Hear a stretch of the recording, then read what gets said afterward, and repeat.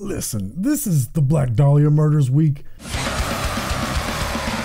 So, that's what we're doing. However, if you do want to listen to just a little something else and then go back to it, I picked a few weird ones for you this week. Welcome, metalheads. I'm the host of Heavy Metal Philosophy and writer for Metal Digest, John Barbas. Make sure you stick around to the end of the episode for this week's album art of the week. It's the weekend. That means we got new metal albums to talk about, and I'm bringing you my top 5 favorites. But before we jump into the top 5, let's talk about some of the big major album releases that happened this Friday. There's a new and final album from Our Hollow, Our Home called Hope and Hell. Those metalcore dudes are calling it quit here at 4 albums because one of them, the last OG member, is taking time to take care of his parents who are sick. Much respect.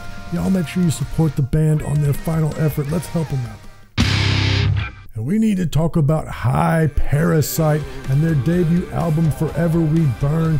Right about now, you might be thinking, debut album? I thought this section was reserved for the big bands.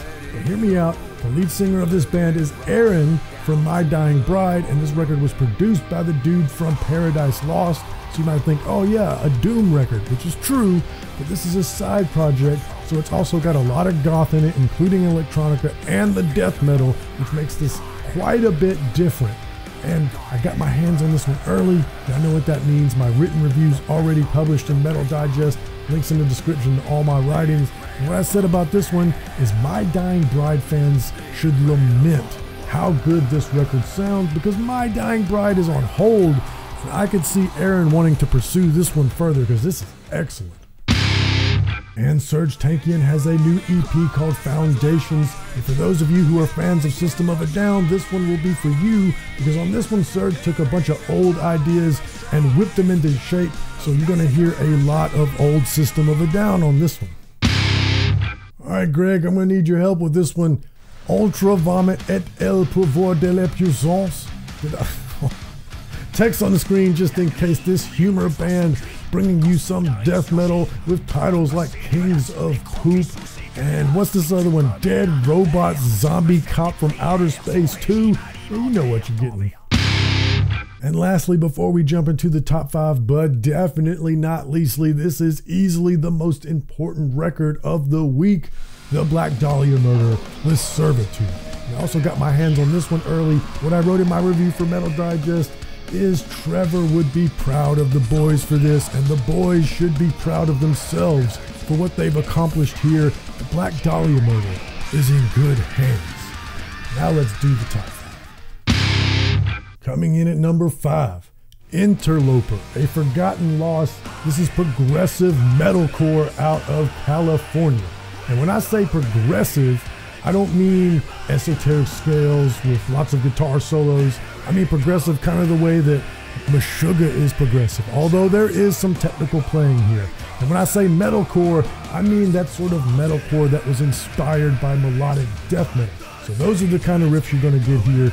And you know I love me some mellow death, so I definitely dug this. Coming in at number 4, Bewitcher with Spell Shock. This is blackened speed metal out of Oregon, and this one's unique. When the record starts, I thought I was listening to a classic rock riff. It's got that sort of vibe, that sort of machismo. And only a band as good as Bewitcher can have a lyric like "The devil always wins" with rock and roll. You know, a lot of bands, it would be kitschy if they said that, but this band is so good and so earnest and so authentic that it sounded awesome. Check it out. Coming in at number 3, Distant Dominion, Ripping Through Time from Pennsylvania. This is death and thrash, or is it thrash and death? Who cares? It's awesome. This is a band's band. These guys rule. This is the kind of band you would go to some underground club and play, and all the other musicians in the audience with their arms folded, sneering. It would only take a few riffs and all of those arms are going to be up in the air. Even the techs are going to be moving. This band rules. And they change it up so much. All the time I was like, oh, they can do that too? That's what kind of band this is. Check it out. Coming in at number 2, Blue Heron. Everything Fades. This is stoner metal out of New Mexico. This isn't that whimsical stoner metal about wizards and mushrooms. No. This is heavy. This to me sounds like southern groove metal if they were inspired by Mastodon. This dude's voice rumbles. I dug it. You will too if you check it out. And hey, before we do number one, I just got one thing I want to say to you. I said I was going to do it. Here we are delivering the fall collection in the Heavy Metal Philosophy merch store. We are once again collabing with Nocturno, and here's this season's design, the Cabin in the Woods shirt. We got longies, we got new hoodies, we even did an HMP hockey jersey. Go over to johnbarbas-shop.fourthwall.com. Links in the description. These items will only be available in the fall, and then they go away forever. Now let's do number one. Coming in at number one, Swamp Coffin with Drowning Glory, sludge metal out of the UK. This might be the angriest sludge metal you'll ever hear. In fact, the way that these vocals are delivered, it almost seems like a hardcore record. And then the thudding chugs too. The only thing that makes me say it's sludge and not hardcore is the super fuzzed out sound of the guitars. It's definitely, Swamp Coffin is the right name for this band. They've got that grimy sound. But this is a record of pain. Pain. They are so angry, they are so hurt, and it's showing up in the music. So now that we've talked about something like that, let's get a little fun with it. Let's do Dealer's Choice. Dealer's Choice this week, I'm picking Vicious Blade with Relentless Force. This is thrash/crust punk out of Pittsburgh. There's like this volume swell of noise at the beginning, and that's your chance to take a breath, because after that it's unrelenting thrash and punk rock attitude. And plus this female singer sounds to me like a cross between Angela Gasol and Kronos from Venom.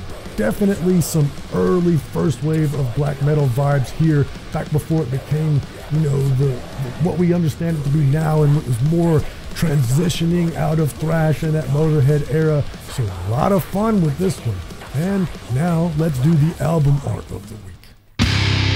My favorite album art this week comes from Radiant Black, Rituals of Anarchy, progressive death metal out of Israel. And check this. First of all, this record is killer. It could easily be in the top 5. It's just heavy progressive death metal. It kind of got some Lamb of God sort of delivery in the vocals, some killer bass lines, just an absolutely crushing record. But I picked it for album art because I love this art. This speaks to my southern soul. And also, this is what it looks like in front of the Cabin in the Woods. I have just survived Hurricane Helena, and it has turned the Cabin in the Woods into a cabin in the swamp. That much water is in front of the cabin right now. Don't ask about the skulls. There's no skulls at my place in case the feds are watching. But this art style, this color scheme, tremendous. As is the music. Y'all check out Radiant Black. And also, since this is the Black Dahlia Murder Week, this week on the podcast I talked about bands who have had to or chose to replace their singer and what the results were. I decided that there were 4 categories of bands and how the fans react to them when they change singers. Are you curious which category the Black Dahlia Murder was in? Just click right here. But most importantly, read philosophy, listen to metal. I love you.